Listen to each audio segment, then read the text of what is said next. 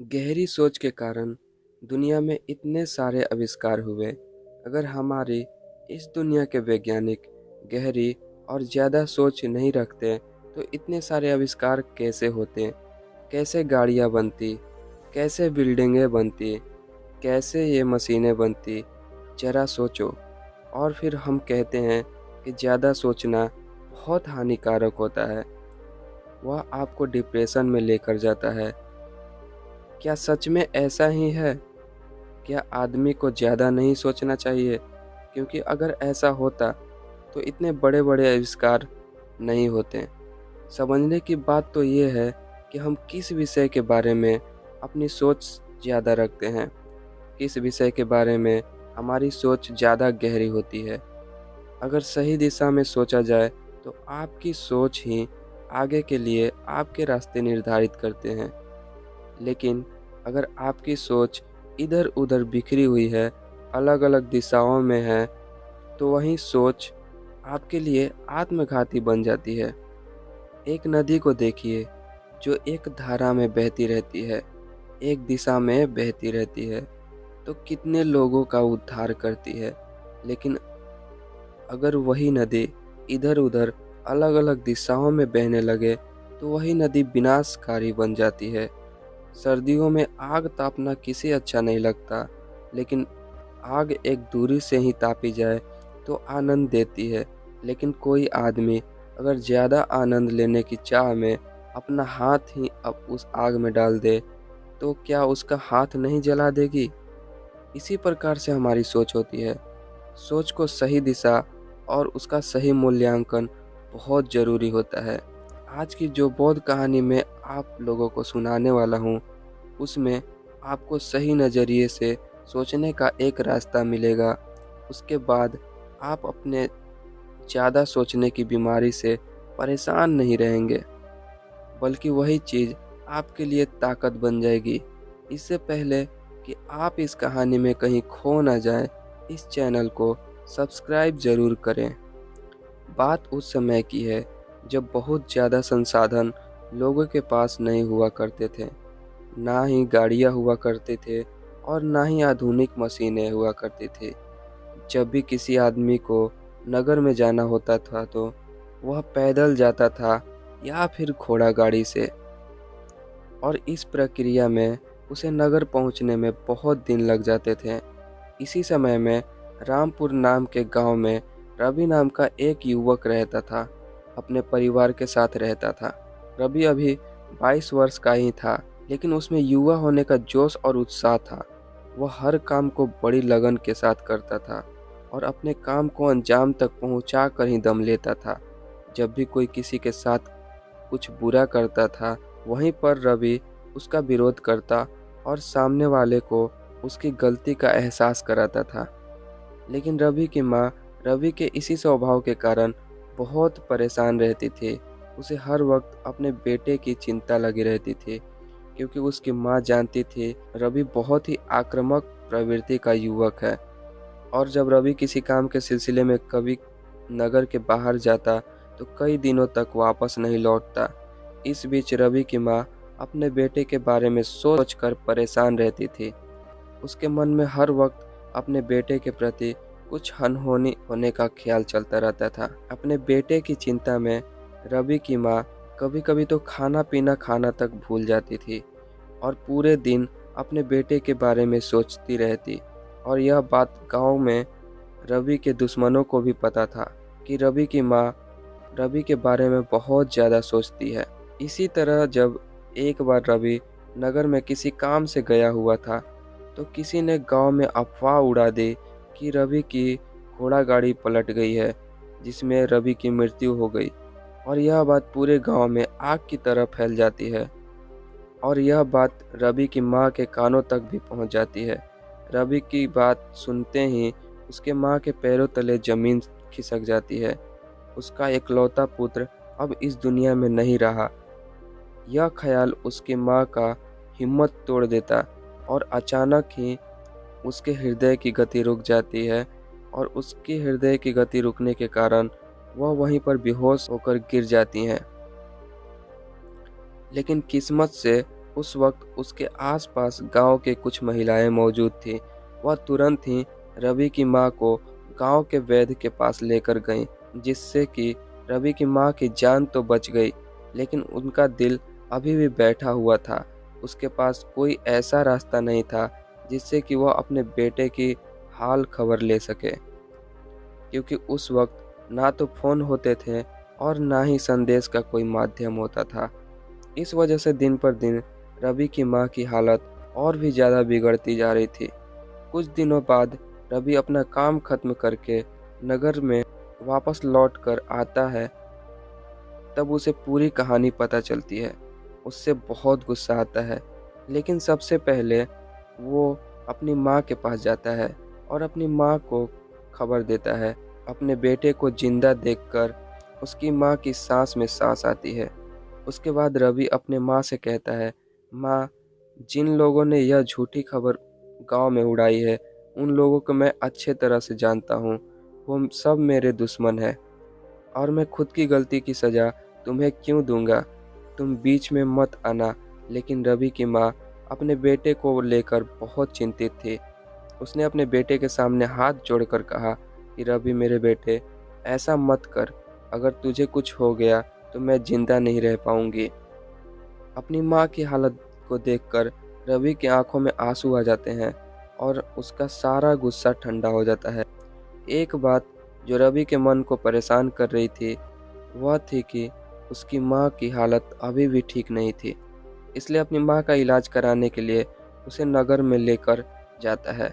वहाँ पर वह अपनी माँ को किसी बड़े वैद्य को दिखाता है, लेकिन वैद्य उसकी माँ को देखने के बाद कुछ दवाइयाँ देकर कहता है, आपकी माँ को तो वैसे कोई रोग नहीं है, बस ज़्यादा सोचने की बीमारी से ग्रस्त हैं और वास्तव में ऐसी कोई बीमारी नहीं होती। आदमी को बहुत ही अपने मन पर काबू करना पड़ता है। यह सब जान लेने के बाद रवि अपनी माँ को वापस घर लेकर आता है, लेकिन अब एक नई समस्या खड़ी हो गई थी।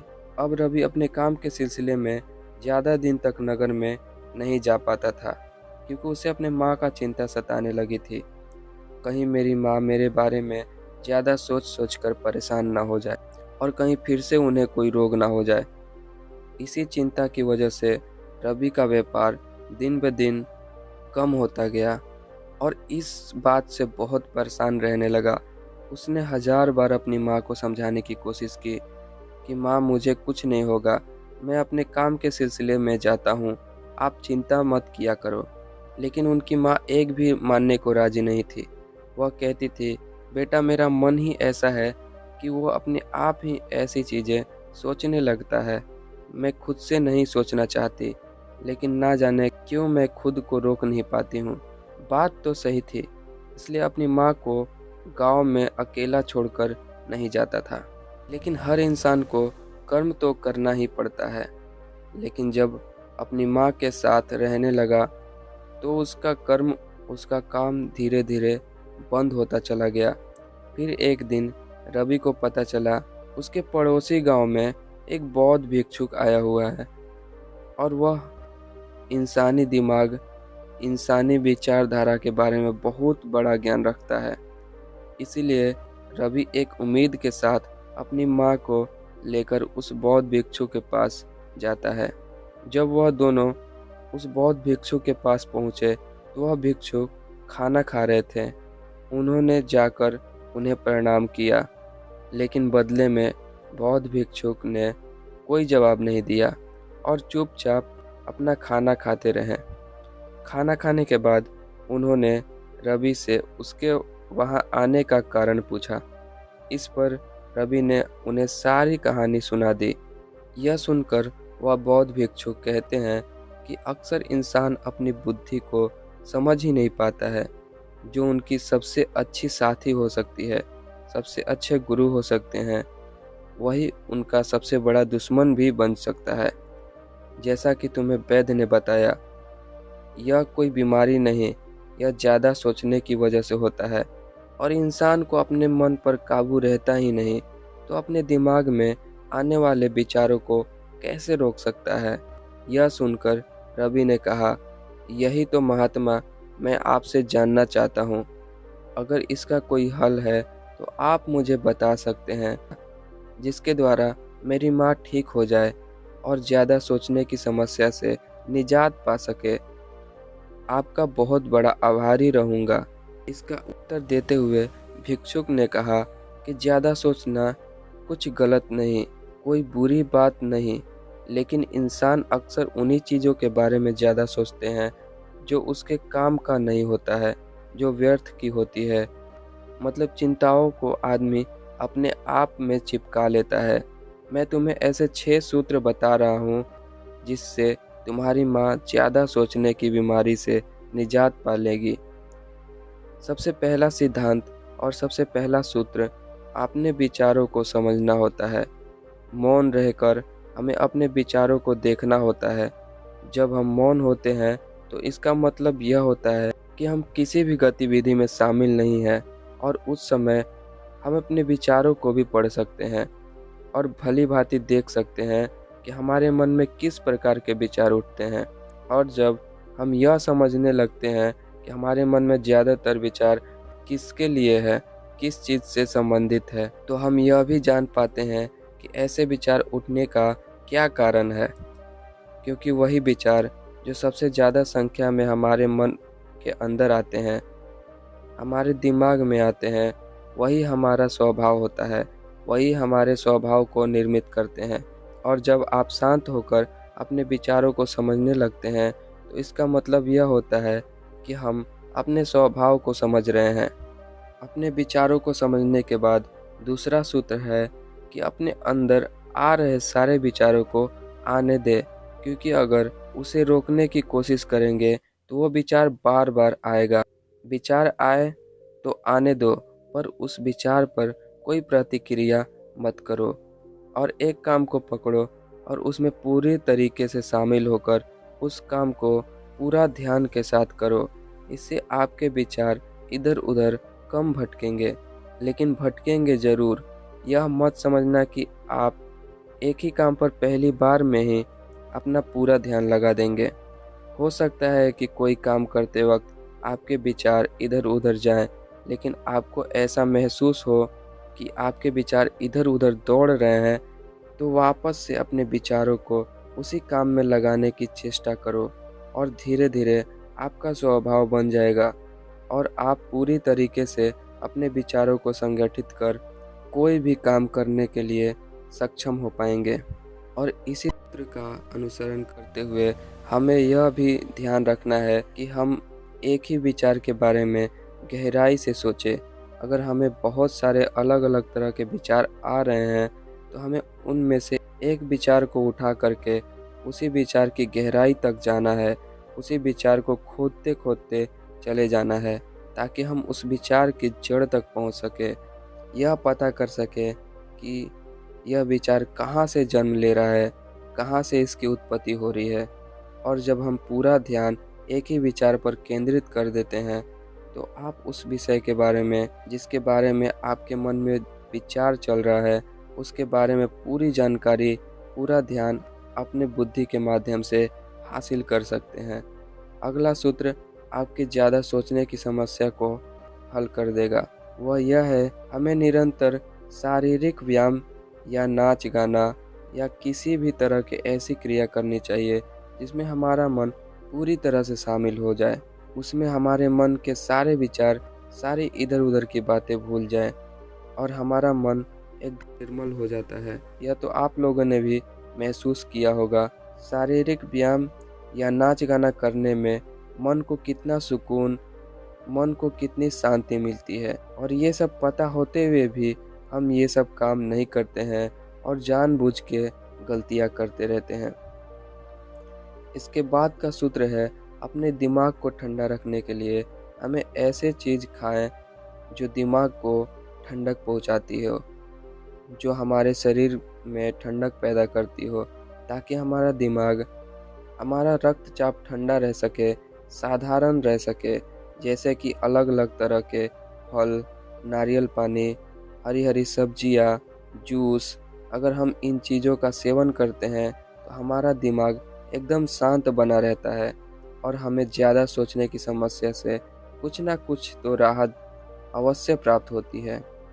अगला सूत्र है कि अपने विचारों की धारा को बदलने का प्रयास करो। इधर उधर की बेतुकी बातें सोचने की बजाय अपने विचार ऐसे काम पर केंद्रित करो जो रचनात्मक हो, जिससे कुछ ना कुछ नया हो रही हो, जिससे आपके मन को खुशी मिलती हो। कुछ महिलाएं सिलाई का काम करती हैं, इसलिए उनके सारे विचार उसी काम पर लगे होते हैं और रचनात्मक तरीके से आपके मन को शांत भी रख पाते हैं। इसी तरह से हमें अपना ज़्यादा समय बच्चों के साथ बिताना चाहिए, क्योंकि जितना समय हम बच्चों के साथ बिताते हैं, हम खुद भी बच्चे बन जाते हैं और हमारा मन बेकार की चिंताओं से मुक्त हो जाता है। और सबसे आखिरी में जो बात समझने की है, यह होती है कि चिंता फिक्र यह सब बेकार है, क्योंकि जो होना होता है वही तो होता है। आप उसमें कुछ नहीं कर सकते हैं, आप बस प्रयास कर सकते हैं, हिम्मत कर सकते हैं, लेकिन उसके बाद जो परिणाम होगा वह आपके हाथ में नहीं होगा और कभी भी आपके हाथ में नहीं हो सकता, चाहे आप कितनी भी सोच ले, कितनी भी चिंताएं कर ले। इसलिए गीता का एक उपदेश आप अपने मन में रखें, जो होता है अच्छे के लिए होता है, जो हो रहा है वो भी अच्छे के लिए ही हो रहा है और जो होगा वो भी अच्छे के लिए ही होगा। तो दोस्तों, आज के समय में हम देखते हैं कि कितने ही लोग डिप्रेशन का शिकार हो जाते हैं और उस सब में डिप्रेशन सिर्फ ज़्यादा सोचने की वजह से होता है, जिसके लिए मेडिकल साइंस के डॉक्टरों ने एक से एक दवाइयाँ भी बना दी है। लेकिन आप खुद सोचिए, क्या आप अपनी ज़्यादा सोचने की आदत को किसी दवाई से कम कर सकते हैं? दवाई से थोड़ी देर के लिए सबको रिलैक्समेंट या शांति मिल जाएगी। जैसे कि रात में हम नींद की गोली खाकर सोएं, तो रात भर तो हम चैन से सो सकते हैं, लेकिन अगली सुबह हम क्या करेंगे? अगली रात को हम क्या करेंगे? क्या हम निरंतर गोलियों पर निर्भर होते चले जाएंगे? इसलिए यह वीडियो बनाने का हमारा उद्देश्य है कि आप अपना इलाज स्वयं करें, क्योंकि प्रकृति ने सब कुछ आपके अंदर सब कुछ बसा हुआ है। बस आपको अपने दिमाग और अपनी सोच पर काम करने की ज़रूरत है। छोड़ दीजिए बेकार की दवाइयाँ, वह आपको अंदर से खोखला बना देंगे। ज्ञान के मार्ग को बनाएं, आपके रास्ते स्वयं अपने आप स्पष्ट होने लगेंगे और आपको अपने जीवन में एक नया सवेरा देखने को मिलेगा, एक नया उगता हुआ सूरज देखने को मिलेगा। तो आइए हमारे साथ इस मुहिम में जुड़िए और भारत को ज़्यादा सोचने की, चिंताओं से, डिप्रेशन से, इन सभी चीज़ों से मुक्ति दिलाइए। तो दोस्तों, कैसी लगी हमारी ये कहानी? कमेंट सेक्शन में ज़रूर बताना। अगर अच्छी लगी तो वीडियो को लाइक करना और चैनल को सब्सक्राइब ज़रूर कर लेना। तो मिलते हैं अगली कहानी में, तब तक के लिए आप अपना ख्याल रखिएगा।